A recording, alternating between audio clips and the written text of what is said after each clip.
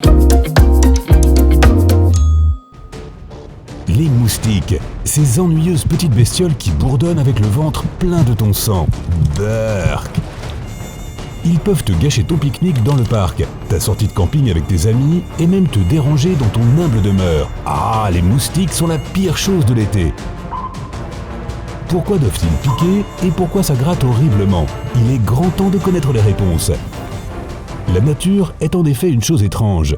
L'Australie possède des ornithorynques, des mammifères qui pondent des œufs et ont des becs comme des canards. Il y a des méduses qui peuvent potentiellement vivre éternellement. Il y a tellement de créatures exotiques et rares qui sont vraiment bizarres ou qui pourraient être considérées comme des miracles de la nature.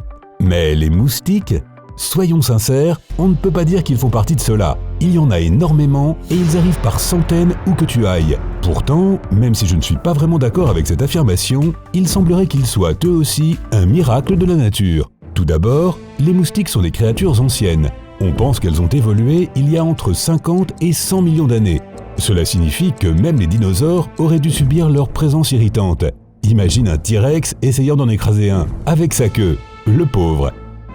Et bien sûr, ils peuvent vivre partout. Il est fort probable que le premier être humain sur cette planète ait été piqué par un moustique probablement plus d'une fois au cours de sa vie. Les moustiques sont en fait une espèce qui s'adapte très facilement. À l'exception de l'Antarctique, ils vivent sur tous les continents et dans une variété de climats différents, de l'Afrique subsaharienne tropicale aux forêts glacées de la Sibérie russe. Il y a environ 3000 espèces différentes de moustiques dans le monde.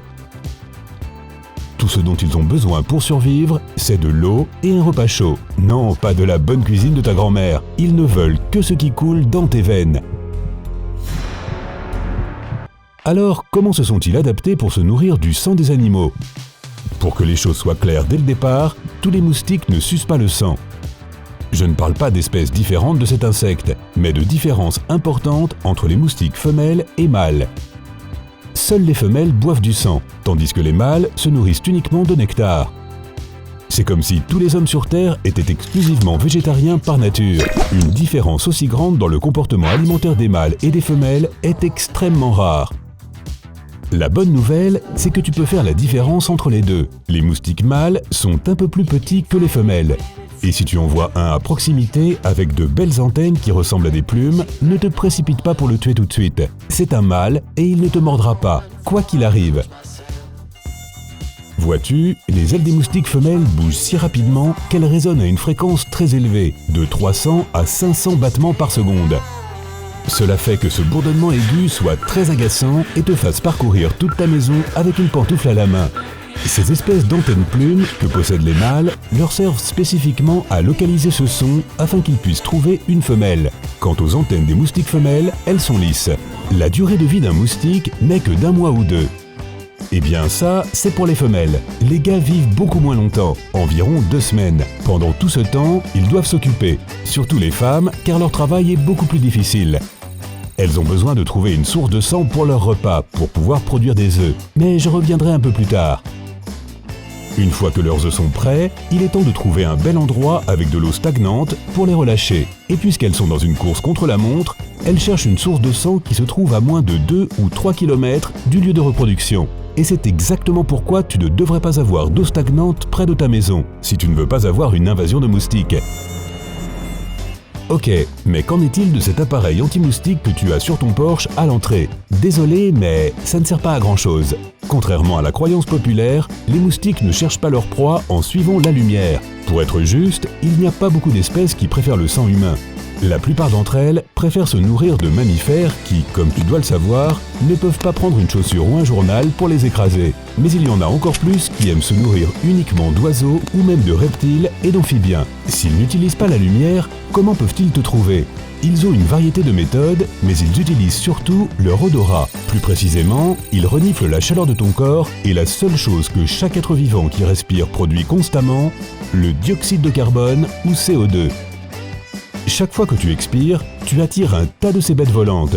Un moustique peut détecter une minuscule concentration de CO2 pur dans l'air à plus de 22 mètres de distance.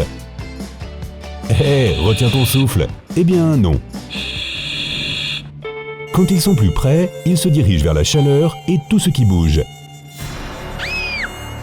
Ils ont 2 ou 3 facteurs en plus qui les aident dans ce dernier domaine. 1. Des yeux composés de centaines de lentilles qui leur donnent un large champ de vision. Et 2. De minuscules poils sur tout le corps qui les guident vers les mouvements des grands animaux. Ainsi, lorsque tu tonds la pelouse, ton corps déplace l'air autour de toi et les petits poils du corps d'un moustique peuvent les sentir. Pourtant, le véritable mystère des moustiques réside dans leurs habitudes alimentaires. Ce que tu perçois comme une courte sensation de picotement est en fait un processus long et ingénieux. Quand un moustique trouve sa proie, il s'approche avec prudence. Le bourdonnement les trahit un peu, mais je suppose qu'ils ne peuvent pas faire grand-chose à ce sujet puisque le son vient de leurs ailes qui battent. La tâche est d'autant plus difficile qu'ils ont besoin de 3 minutes pour remplir leur ventre. Ce sont 3 minutes sous une menace constante de se faire écraser par leur proie. Est-ce que quelqu'un t'a déjà dit qu'il est inutile de remuer et bouger les mains pour faire fuir les moustiques? La prochaine fois, tu pourras répondre ceci. Une étude menée en 2018 par le biologiste Jeff Riffel a prouvé que les moustiques peuvent se souvenir de l'odeur d'une proie particulièrement agressive et l'éviter complètement pendant 24 heures.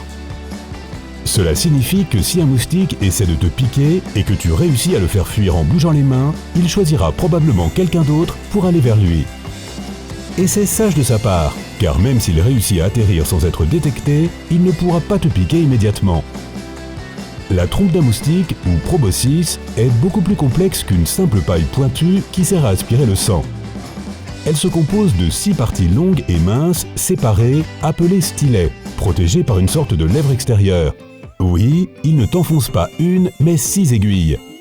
Certaines d'entre elles ont des dents tranchantes comme des rasoirs, qui coupent à travers la peau. Fait amusant, les scientifiques se sont inspirés de la forme du stylet du moustique pour rendre les aiguilles moins douloureuses. Eh bien, au moins un truc positif. D'autres parties de l'équipement d'alimentation du moustique servent à des fins différentes. Certaines trouvent des vaisseaux sanguins dans la peau et d'autres injectent la salive du moustique. Cette dernière est cruciale dans tout le processus. Rappelle-toi qu'ils ont besoin d'environ 3 minutes pour avoir assez de sang. Mais le plus dangereux, c'est le moment où ils percent la peau, parce que c'est là que la proie peut sentir la morsure. Ainsi, le moustique injecte sa salive immédiatement après t'avoir mordu. La salive possède plus de 100 composants différents, dont la plupart sont des substances organiques appelées enzymes. Elles n'ont qu'un seul but, empêcher le sang de coaguler et améliorer sa circulation. Il y a aussi d'autres composants utilisés comme une anesthésie locale. Dès qu'elle arrive, la proie ne sent plus rien. Jusqu'à ce que le moustique s'en aille et que la morsure commence à causer des démangeaisons. La raison de cette réaction est simple. La plupart des gens sont allergiques à ces enzymes, et je dis la plupart parce qu'il y a de rares individus qui ne sentent aucune démangeaison si un moustique les pique. Ah, ça doit être sympa. Mais la dernière question et la plus importante demeure. Pourquoi ont-ils besoin de sang, surtout si les mâles peuvent vivre de nectar? Comme je l'ai mentionné plus tôt, les femelles ont besoin de sang pour développer leurs œufs. Plus précisément, elles ont besoin de beaucoup de protéines et de fer qui se trouvent dans le sang. Après un bon repas et un ventre bien plein, un moustique aura besoin d'1 jour ou 2 de repos juste pour digérer. Ensuite, elle pond ses œufs et tout le cycle recommence. Heureusement qu'on n'est pas en tête de leur plat préféré. Et nous, les humains, nous sommes bien préparés à leur invasion, peu importe le nombre qui attaque. Mon seul conseil est d'utiliser des méthodes qui masquent ton odeur, comme les bougies, les herbes et les vaporisateurs. Les meilleurs pièges sont probablement ceux qui utilisent correctement la science pour attirer les moustiques jusqu'à leur mort, en produisant le dioxyde de carbone qu'ils recherchent. N'importe quel anti-moustique fera l'affaire pour que tu ne te fasses pas manger de la tête aux pieds. D'accord, et toi, que fais-tu pour tenir les moustiques à distance? Dis-le nous dans les commentaires. Si tu as appris quelque chose de nouveau aujourd'hui, donne à cette vidéo un j'aime et partage-la avec un ami. Mais hé, ne pars pas tout de suite. Nous avons plus de 2000 vidéos sympas à te montrer. Il suffit de cliquer sur cette vidéo à gauche ou à droite et c'est parti. Reste du côté sympa de la vie.